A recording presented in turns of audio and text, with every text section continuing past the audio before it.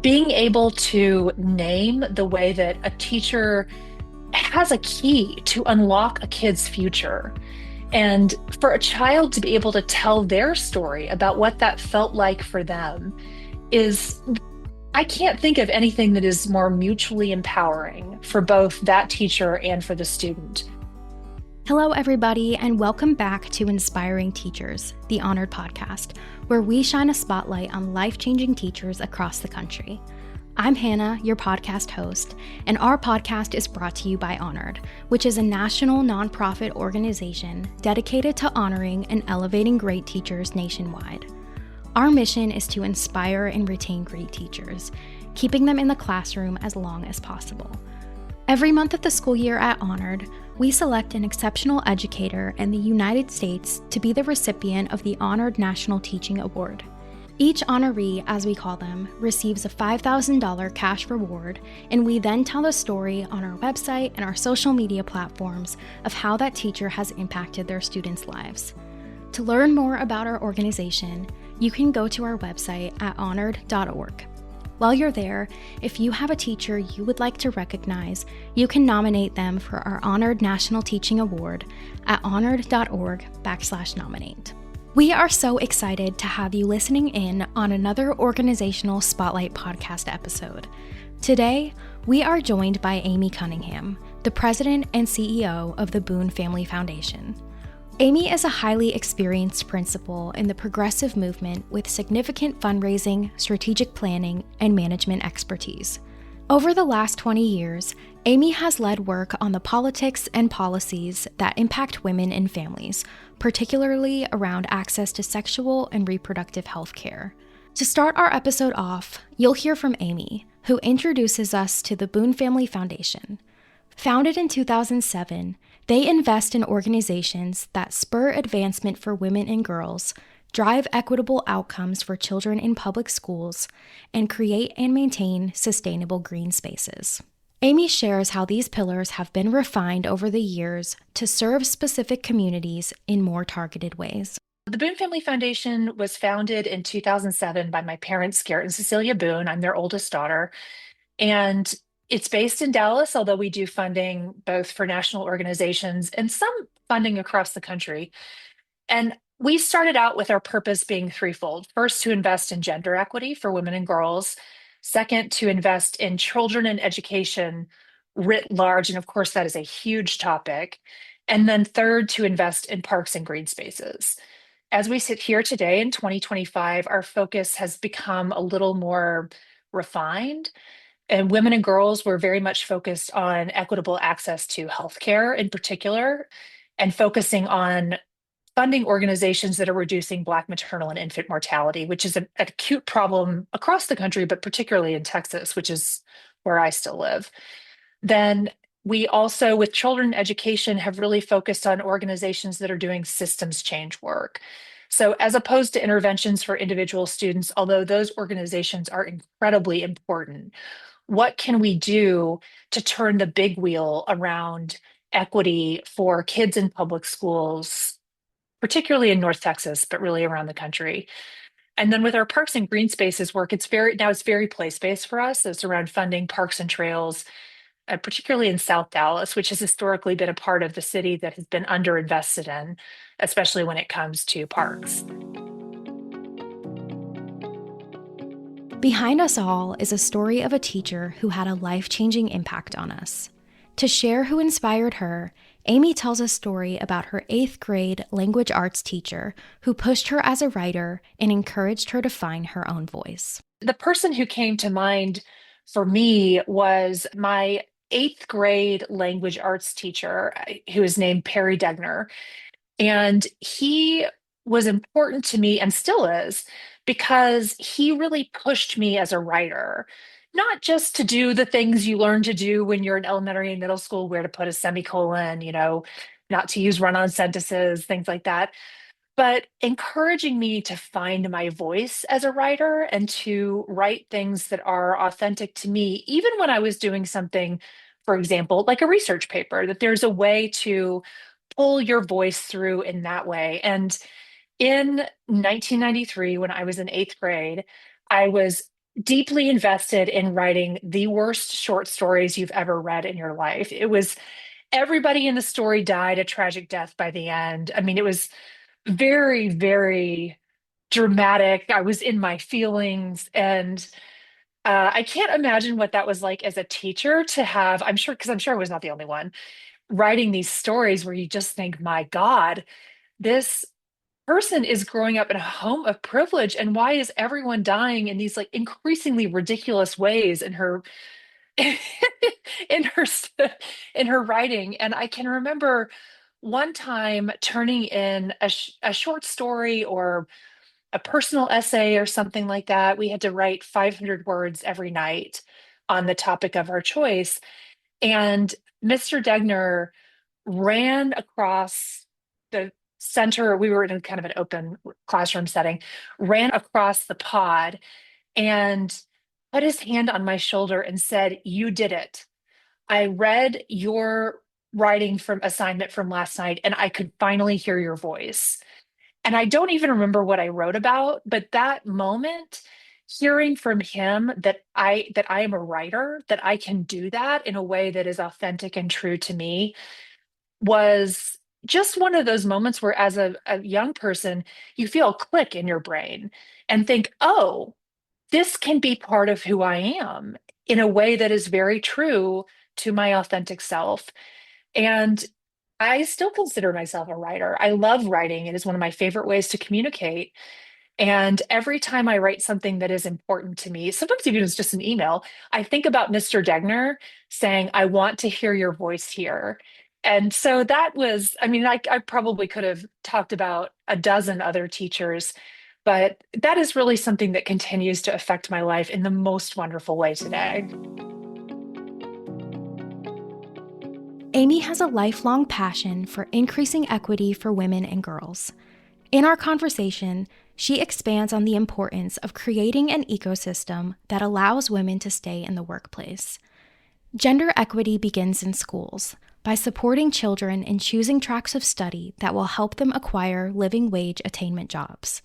Part of this work includes diversifying the teaching profession to ensure students are learning from a variety of individuals who can connect them to the world in different ways.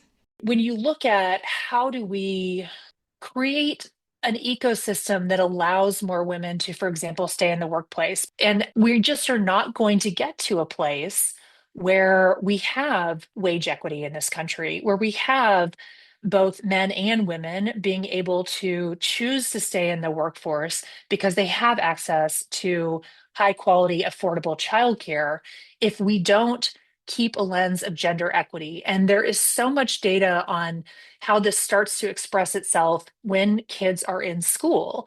And I think, thinking about how do we support girls in choosing, and boys too, in choosing tracks of study that will then lead them to living wage attainment jobs.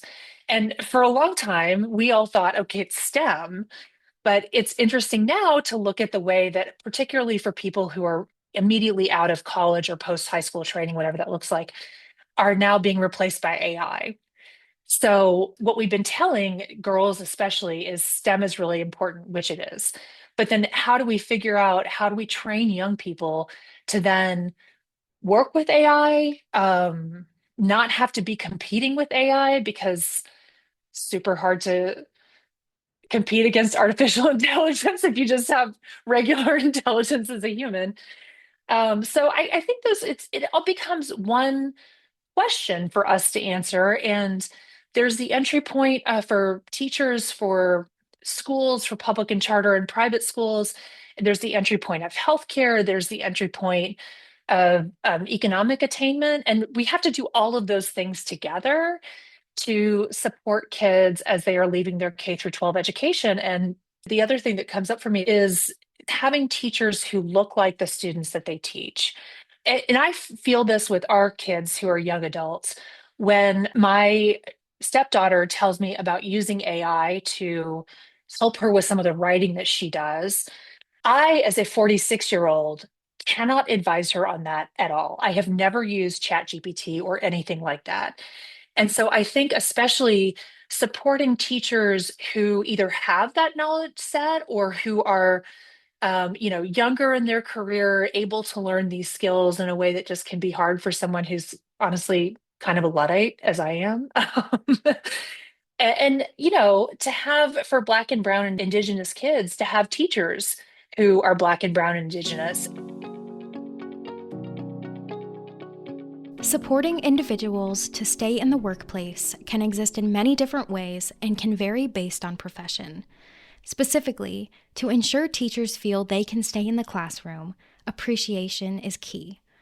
At Honored, we know that teacher recognition is a critical part of lifting up the teaching profession. Through appreciation and acknowledgement, we can shine a spotlight on the individuals who are shaping the next generation and encourage them to continue making a difference.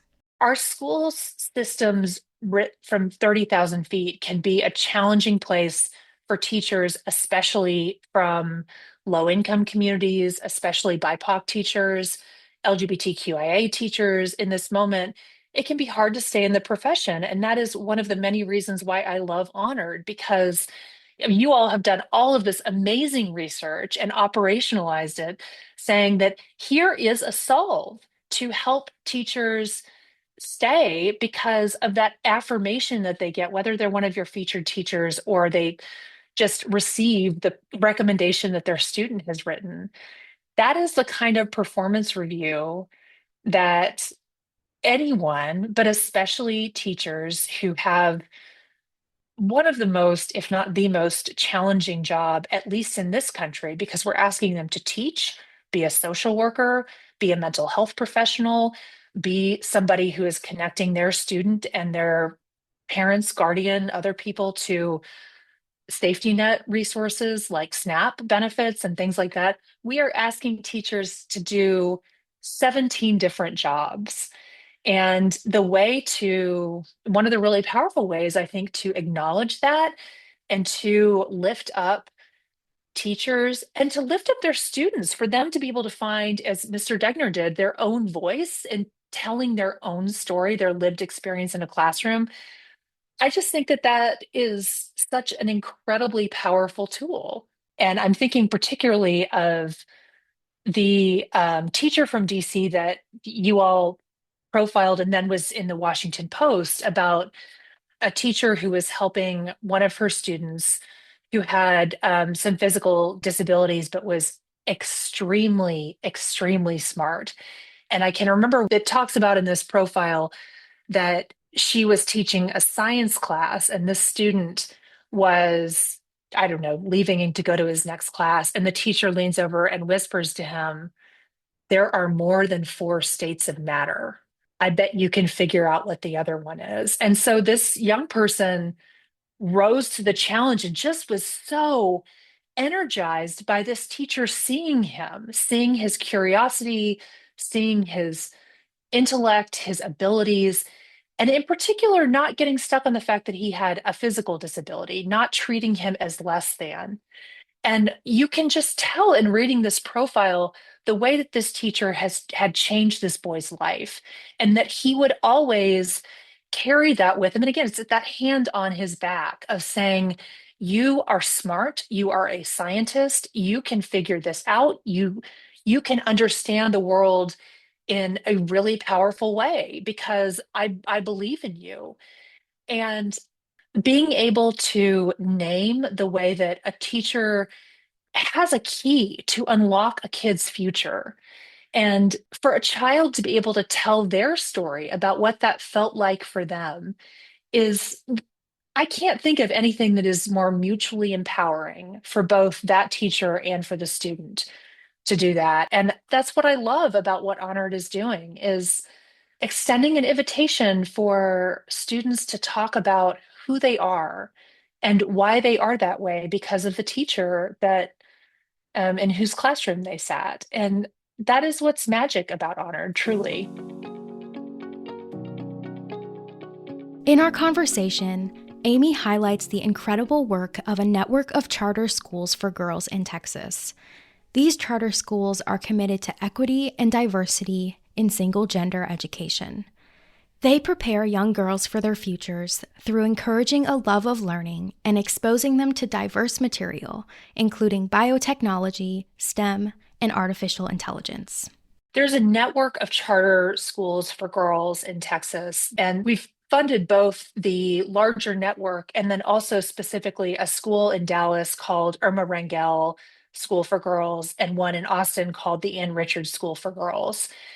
And I have, I mean, it's sort of the center of the Venn diagram of gender equity and education. And both schools reserve, I want to say, 60% of their admission slot are a lottery for kids in Title I schools. And the rest of the admission slots are a lottery for any rising sixth grader to put her name in. And they are so diligent about not giving special consideration to somebody who's given a lot of money to the school or somebody whose sibling goes there. Single gender education is not the right choice for every child, but I think that it can be really powerful. And when you look at the system that the Ann Richards School and Irma Rangel have built, where you have this incredibly diverse student body, you have this keen focus starting in sixth grade of what does life after high school look like for me?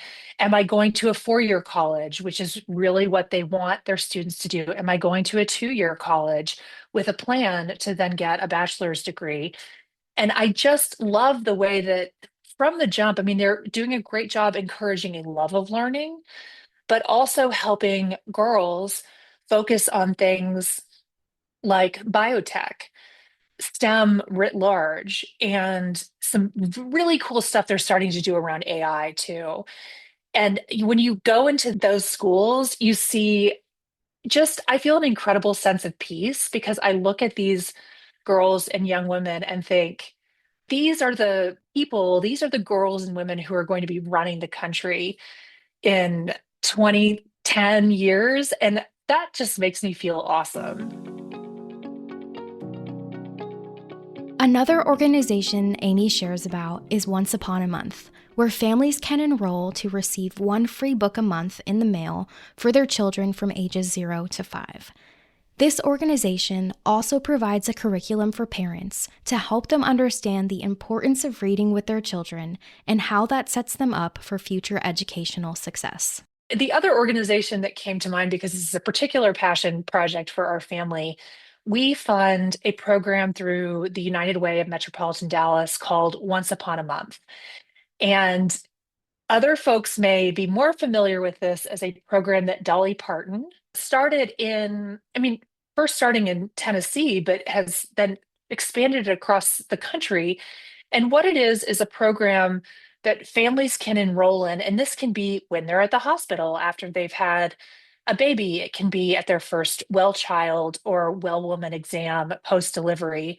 It can be at the library. They really do a great job of making a lot of different opportunities for families to enroll. And this program mails one book a month from 0 to 5, along with curriculum for parents, and they offer it in multiple languages to help parents understand who may not come from a reading culture how important it is to read with your child.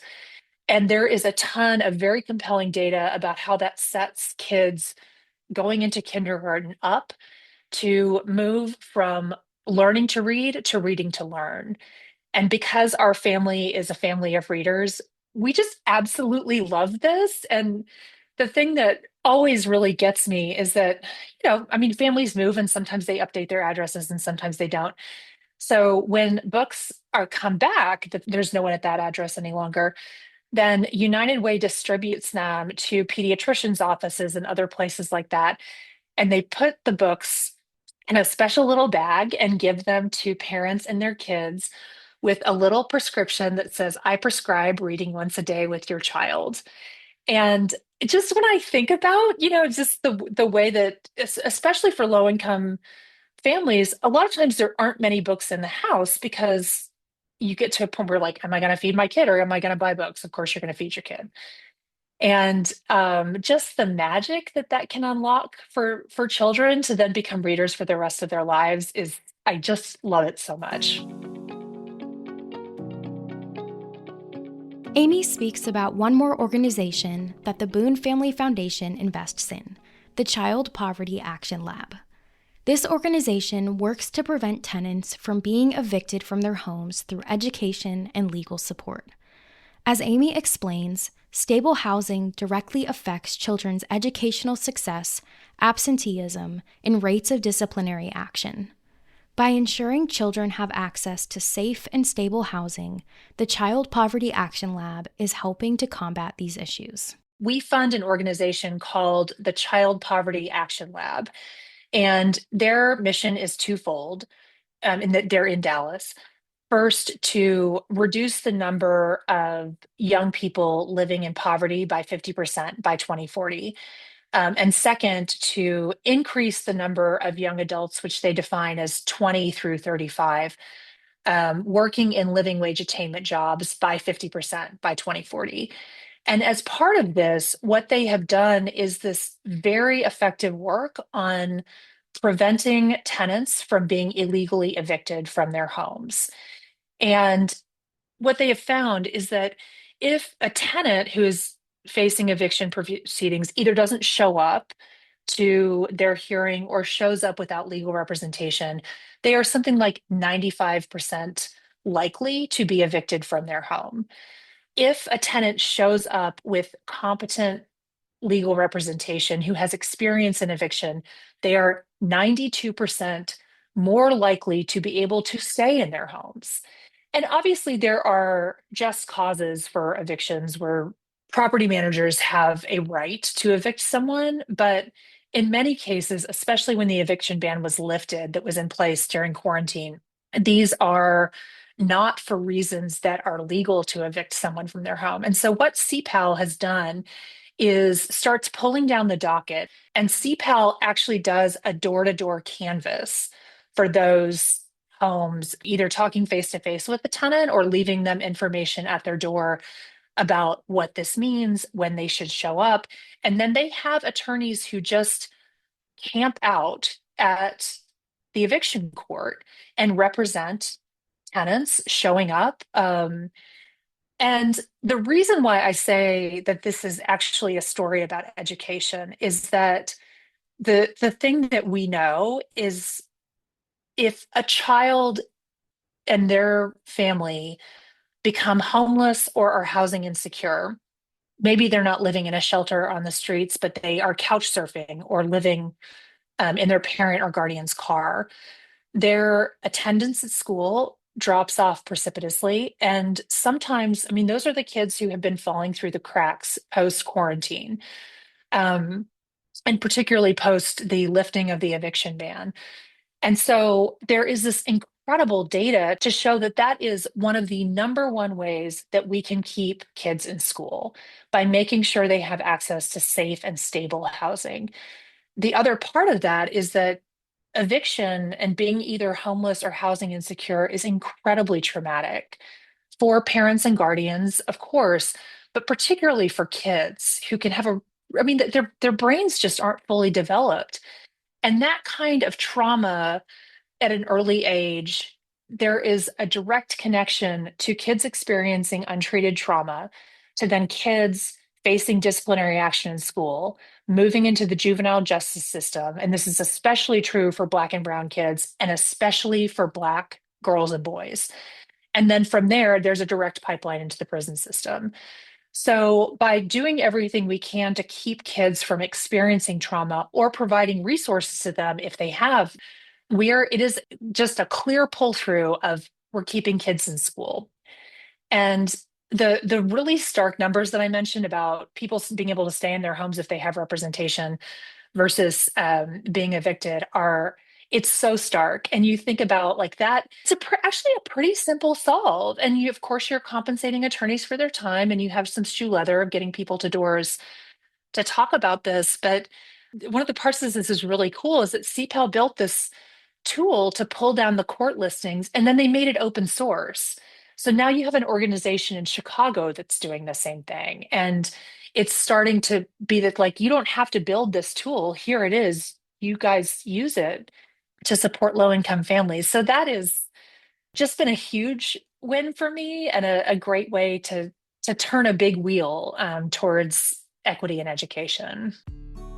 Thank you so much for listening and joining us today to learn more about Aimee Cunningham and the Boone Family Foundation. To learn more about the foundation, you can visit their website at theboonefamilyfoundation.org or click the link in the episode description.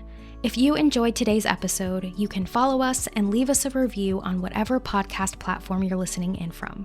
Thanks again for listening, and make sure to tune in again to hear incredible stories from educators and organizations leaving a life-changing impact.